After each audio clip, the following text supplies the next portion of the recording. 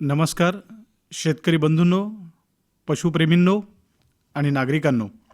मी doctor Pravin Suryakant बनकर, सहाय्यक प्राध्यापक, पशु अनुवांशिकी आणि पैदासशास्त्र विभाग, स्नातकोत्तर पशुवैद्यक व पशुविज्ञान संस्था अकोला, आज आपल्याशी संवर्धन पशुधनाच्या जैवविविधतेचं या विषयावर संवाद साधणार आहे. मित्रहो, 22 मे हा दिवस जगभर आंतरराष्ट्रीय जैवविविधता दिवस म्हणून साजरा केला जातो. सजीव सृष्टीच्या ठायी असणाऱ्या या विविधतेचं संवर्धन करण्याच्या अनुषंगानं जगभर यावर विविध शास्त्रज्ञ, निसर्गप्रेमी, पशुप्रेमी वेगवेगळ्या विषयांवर चर्चा करतात. भारत हा एक वैविध्यपूर्ण जैविक संसाधनानं परिपूर्ण असा देश म्हणून जागतिक पातळीवर आपल्याकडं मोठ्या कुतूहलानं पाहिलं जातं. जगाच्या तुलनेमध्ये साधारणतः 2.5% भूभाग असलेला आपल्या देशामध्ये जागतिक प्रजातीपैकी जवळजवळ 7.5 ते 8% जीवसंपदा अधिवासित आहे. जगभरामध्ये ज्या 17 देशांमध्ये फार मोठ्या प्रमाणावर जैविक विविधता आहे, अशा देशांपैकी आपला एक देश आहे. भारतामध्ये हिमालय पर्वतरांगा असतील, पश्चिम घाट असेल, सुंदरबन असेल किंवा निकोबारचे बेटं असतील, ही जैवविविधतेची समृद्ध स्थळे आहेत. 12 संरक्षित जीवमंडल आणि 11 रामसर स्थळं आहेत. आता ही एवढी आपली भूमी ही जैविक विविधतेच्या अनुषंगानं अनुकूल असताना आपल्या सर्वांमध्ये असलेली वृक्षवल्लीची विविधता आणि वन्य प्राण्यांची संवर्धनाची आवड हा आपला आस्थेचा विषय ठरतो. त्यात काही आश्चर्य नाही. परंतु मित्र हो, निसर्ग साखळीमध्ये अतिशय महत्त्वाचा घटक असलेलं पशुधन हे सुद्धा तेवढ्याच महत्त्वाचं आहे. आणि म्हणून आज मी तुमच्याशी या आंतरराष्ट्रीय जैवविविधता दिनाच्या निमित्तानं या पशुधनाच्या ठायी असलेली जी जैविक विविधता आहे त्याच्या संवर्धनाच्या दृष्टीनं चर्चा करणार आहे. सर्वसाधारणतः जैवविविधता म्हणजे काय, तर सजीवांमध्ये असलेली विविधता. वनस्पतीपासून प्राण्यांपासून सगळ्यांमध्ये जे काही वेगवेगळी रूपं आपल्याला पाहायला मिळतात, साध्या भाषेमध्ये आपण त्याला जैविक विविधता असं म्हणू. पण वैज्ञानिकदृष्ट्या जर पाहिलं तर वेगवेगळ्या प्रजाती, वेगवेगळ्या परिसंस्था आणि त्या सजीवांच्या ठायी असलेलं जनुकीय पातळीवर असलेली विविधता, ह्या सगळ्या गोष्टी म्हणजे जैविक विविधता. काही वनस्पती असो, प्राणी असो, माणसाच्या सहवासात आहेत, तर काही वन्य स्वरूपामध्ये आहेत. हे सगळे घटक आपल्या मानव म्हणून आपल्या जीवनावर परिणाम करत असतात. एखाद्या विशिष्ट भौगोलिक क्षेत्रामध्ये बघा, तिथलं स्थान, हवामान, माती, पाणी ह्या सगळ्या घटकांचा एकत्रित परिणाम त्या त्या भागातल्या सजीव सृष्टीवर होत असतो. आणि म्हणून आपल्याला जैविक विविधतेचा अभ्यास करताना किंवा विचार करताना जनुकीय पातळीवरची जैवविविधता जास्त महत्त्वाची असते. कारण पर्यावरणाच्या बदलांचा परिणाम हा त्या त्या भागातल्या सजीवांवर निश्चित होतो, पण जनुकीय पातळीवर असलेली विविधता ही वर्षानुवर्षे टिकून राहते. आपल्याला माहीत आहे, विविध वातावरणामध्ये तग धरून राहण्याची, जुळवून घेण्याची निसर्गाची एक शक्ती प्रत्येक सजीवामध्ये आपल्याला आढळते. आणि त्याच्यामागे वैज्ञानिकदृष्ट्या जर पाहिलं तर काही विशिष्ट जनुक जबाबदार असल्याचं आपल्याला दिसतं. आणि म्हणून या जनुकीय लक्षणातली जी विविधता आहे, ज्याच्यामुळं सजीव पर्यावरणातल्या बदलांशी जुळून घेण्याची क्षमता ठेवतात, म्हणून आपल्याला त्यांची जैविक विविधता समजून घेणं गरजेचं आहे. आता पशुधनाच्या बाबतीत जर आपल्याला सांगायचं झालं तर केंद्र शासनाची राष्ट्रीय पशु अनुवांशिकी संसाधन ब्युरो नावाची हरियाणा राज्यातली कर्नाल इथली एक संस्था आहे. आणि ही शिखर संस्था काय करते, तर भारतामध्ये जे जे काही पशुधन आहे त्या सगळ्यांचा म्हणजे आपल्या जैविक पशुधन विविधतेचा मागोवा घेते. आता बघा ना, आपल्या भारतामध्ये जवळजवळ गायींच्या 50 जाती आहेत, म्हशींच्या 19 जाती आहेत, 34 शेळ्यांच्या जाती, मेंढ्यांच्या 44, अशा वेगवेगळ्या जातींचा अभ्यास शास्त्रशुद्ध पद्धतीनं करण्याचं काम ही शिखर संस्था करत असते. केंद्र शासनाच्या एका धोरणाचा, ज्याचं नाव आहे शून्य अवर्णित पशुधन mission, zero non descript livestock mission, याच्या अंतर्गत कुठलंही पशुधन हे गावरान किंवा गावठी म्हणून ढळढळीतपणे संबोधण्यापेक्षा त्याचा जर आपण शास्त्रशुद्ध अभ्यास केला तर आपल्याला त्यांच्या ठायी असलेले काही गुणविशेषसुद्धा माहिती पडतील. आणि अशा पद्धतीचे अभ्यास चालू आहेत. मध्य प्रदेशामध्ये डांग नावाच्या म्हशी आहेत किंवा उत्तर प्रदेशामध्ये ब्रिज नावाची गाढवं आहेत, आंध्र प्रदेशामध्ये नगावली नावाच्या मेंढ्या आहेत. अशा वेगवेगळ्या भागामध्ये, राज्यांमध्ये असा अभ्यास चालू आहे आणि बऱ्याचशा शास्त्रशुद्ध अभ्यासाच्या मार्गावर आणि राष्ट्रीय पातळीवर या पशुधनाच्या नोंदी होण्याच्या वाटेवर आहेत. आता महाराष्ट्रसुद्धा एक संपन्न असं राज्य आहे. आपल्या सगळ्यांना पशुपालक बंधूंनो कल्पना असेल, महाराष्ट्रामध्ये गाई, म्हशी, शेळ्या, मेंढ्या, कोंबड्या असं विविध प्रकारचं पशुधन आहे. आपल्याला कल्पना असेल, गायींच्यासुद्धा आपल्याला देवणी, लाल कंधारी, डांगी, गवळाव, खिल्लार, कोकण कपिला अशा काही जाती आपल्याला आढळतात. आणि नुसतं आता समजा खिल्लार गायी आपण जर विचार केला तर खिल्लारमध्ये सुद्धा त्या त्या क्षेत्रामध्ये, त्याला आपण पैदास क्षेत्र म्हणतो की जिथं माहेरघर खिल्लार गोवंशाचं, सातारा, सांगली, कोल्हापूर या भागामध्ये जर आपण पाहिलं तर त्याच्यामध्ये सुद्धा काही आणखी उपजाती आपल्याला सापडतात. आटपाडी खिल्लार, म्हसवड खिल्लार, नकली, कोसा, पंढरपुरी, डफळ्या, हरण्या, धनगरी, ब्राह्मणी अशा अनेक विविध उपजाती सापडतात. म्हणजे आपण विचार जर केला तर आपल्या इथे असलेलं पशुधन, त्यांच्या जाती, त्यांच्या उपजाती म्हणजे किती मोठ्या प्रमाणामध्ये जनुकीय विविधता आपल्या राज्याला लाभलेली आहे. आणि खरोखरच या दृष्टीनं आपण आपल्या राज्याचा अभिमानसुद्धा बाळगायला पाहिजे. आता हे जी काही जनुकीय विविधता आहे, जैविक विविधता आहे, याला काही धोके मानवी हस्तक्षेपामुळे झालेले आहेत. आपल्याला सगळ्यांना माहीत आहे की माणसाची जी वाढती लोकसंख्या आहे, वनांचं घटतं क्षेत्र आहे, वाढलेलं हवा, पाणी, ध्वनी या सगळ्यांचं प्रदूषण आहे आणि या एकत्रित परिणामातून जागतिक पातळीवर काही हवामानाचे बदल होत आहे. हे सगळं या जैविक विविधतेला धोकादायक ठरत आहे.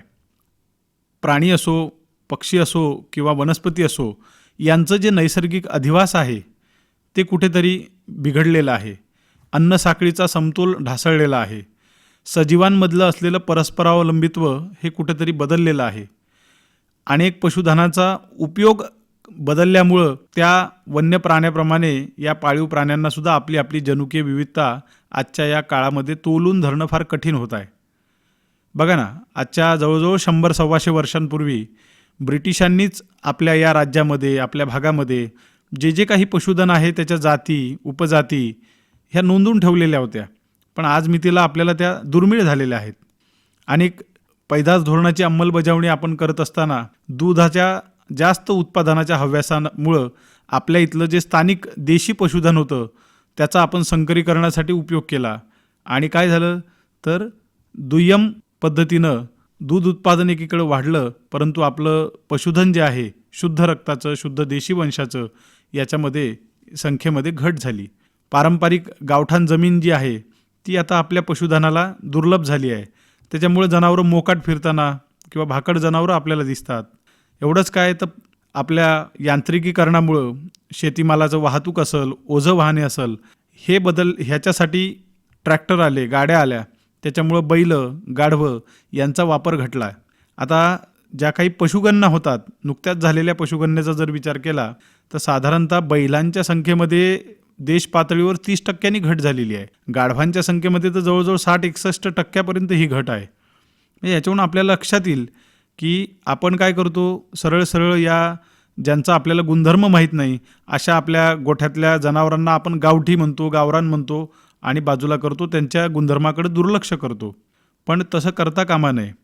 चराई क्षेत्रामध्ये काही घट, आपल्याला त्यांच्या पैदाशीबद्दलची जी काही अज्ञान असेल, यांत्रिकीकरण जे झालं आहे, पशुपालक जे घटक आहेत त्यांच्याबद्दल कुठलीही धोरणशून्यता, अशा अनेक कारणांमुळं हे जे काही बहुमोल असं पशुधन आहे हे ऱ्हास पावत आहे.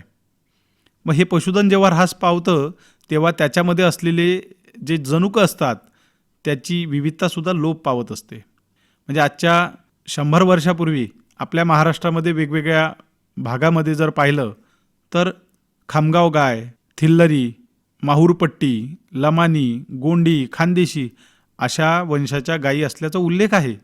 माळवा म्हशी बुलढाण्यामध्ये सांगितलेल्या आहेत किंवा घोडशिळी आहे, खडकी शेळ्या आहेत किंवा गोदावरी किंवा ढोरमुंडी नावाच्या मेंढ्या आहेत. अशा त्यांचा उल्लेख आपल्या साहित्यामध्ये आपल्याला मिळतो, पण तो आपल्याला आज पाहायला गेल्यास सापडत नाहीत. मराठा, कारवानी, वंजारा, पश्मी, कैकाडी सारखी कुत्र्यांच्या जातीचा उल्लेख आहे, पण आज ती लुप्तप्राय झाल्यासारखी वाटतात. आणि म्हणून या जैविक विविधतेच्या संरक्षणाच्या दृष्टीनं काही उपाय करणं गरजेचं असतात. म्हणजे खाद्य, पैदास, व्यवस्थापन, आरोग्य यांच्यासोबत अतिशय आवश्यक अशी आहे ती म्हणजे कायदेशीर तरतूद. आता आपल्याला कल्पना आहे की भारतानं संयुक्त राष्ट्राच्या घटकांमध्ये भारतसुद्धा एक जबाबदार घटक देश आहे आणि म्हणून जैविक संसाधनाच्या बाबत आपण देश पातळीवर बांधील आहोत की त्यांचं संरक्षण करणं हे आपलं काम आहे. आणि या भूमिकेतूनच ही कायदेशीर पातळीवर जैविक विविधता संरक्षित करण्यासाठी भारत सरकारनं जैविक विविधता कायदा 2002 पासून अंमलात आणलेला आहे. जैविक विविधता अधिनियम 2004 पासनं या विविध भागामध्ये असलेल्या जैविक विविधतेचा अभ्यास केला जातो, त्यांना संरक्षण दिलं जातं. राष्ट्रीय जैविक विविधता प्राधिकरण चेन्नई यांच्या देखरेखीखाली या जैविक विविधतेचं संरक्षण, त्यांच्या घटकांचं पोषक उपयोग आणि जनुकीय संसाधनाच्या वापरातून होणारे योग्य आणि समभाग पद्धतीने फायदे अशा काही मुख्य उद्देशानं या कायद्याची तरतूद केलेली आहे. अगदी आपल्या महाराष्ट्रात देखील महाराष्ट्र जैविक विविधता अधिनियम 2008 अस्तित्वात आहे. वन विभागामार्फत आपल्या राज्यामध्ये महाराष्ट्र राज्य जैविक विविधता मंडळ नागपूर येथे कार्यरत आहे. मित्रहो, जैविक विविधतेचं संरक्षण हा बोलण्याचा विषय नसून कृती आणि कार्यक्रमाचा विषय आहे. म्हणून आपल्या भागामध्ये असलेलं जे पशुधन आहे त्याला सांभाळणारे जी काही पशुपालक वर्ग आहे यांनी आपलं पारंपरिक ज्ञान, पद्धती हे आपल्या जैविक संसाधनाच्या संरक्षणासाठी उपयोगात आणणं अपेक्षित आहे. आपल्याला माहीत आहे की या जैविक विविधतेचा ऱ्हास कमी होण्याच्या दृष्टीनं 2010 हे वर्ष जगभर जैवविविधतेचं आंतरराष्ट्रीय वर्ष म्हणून साजरं करण्यात आलं होतं. आता साधंच उदाहरण बघा ना, आपल्या देशी पशुधनाच्या शेणखताचा वापर आपण आपल्या भागातली मातीची सुपीकता वाढवण्यासाठी करू शकतो. इवन एवढंच काय तर वातावरणातल्या रसायनांचं त्याच्यामुळं नियमन कमी होईल, वापर कमी होईल. छत्तीसगड सरकारने सुद्धा आत्ता ग्रामविकासासाठी एक गरवा नावाचा कार्यक्रम हाती घेतलेला आहे. त्याच्यामध्ये काय करतायत, ग्रामपंचायतीच्या हद्दीजवळ जनावरांच्या वास्तव्यासाठी एक गावठाण जमीन कुंपण लावून तयार केली आहे, स्थापन केली आहे. आणि त्या गावठाणीमध्ये जे काही शेण मिळतं त्या शेणापासून गावातलीच महिला बचत गट गांडूळ खत निर्मिती करतात. म्हणजे बघा, ग्रामस्वच्छताही होते आहे, रोजगार निर्मितीही होते आहे आणि देशी पशुधनाचं संवर्धनसुद्धा होत आहे. मित्रहो, आपण सर्वांनी आपापल्या परिसरातील, आपापल्या भागातील या पशुधनाच्या जैवविविधतेच्या नोंदी ठेवणं गरजेचं आहे किंवा त्यांचं संरक्षण करणंसुद्धा गरजेचं आहे. देशातल्या अनेक कृषी पशुवैद्यक विद्यापीठांच्या मार्फत, पशुसंवर्धन आणि कृषी विभागाच्या मार्फत या स्थानिक पशुधन संवर्धनाचे प्रयत्न शासकीय पातळीवर तर सुरू आहेतच, पण ते तेवढे पुरेसे नाहीत. म्हणून आपलं देशी पशुधन हा आपला जैविक वारसा आहे. त्याला पुढच्या काळामध्ये आपल्याला वापरता येण्यासाठी पुढच्या काळातली काही अज्ञात आव्हानं लक्षात घेता आपल्याला या जनुकीय विविधतेच्या संरक्षणासाठी तुम्ही आम्ही सर्वांनी, संशोधन संस्था असतील, शास्त्रज्ञ असतील, अभ्यासक, पशुप्रेमी, पशुपालक या सगळ्यांनी पुढं सरसावणं गरजेचं आहे. धन्यवाद.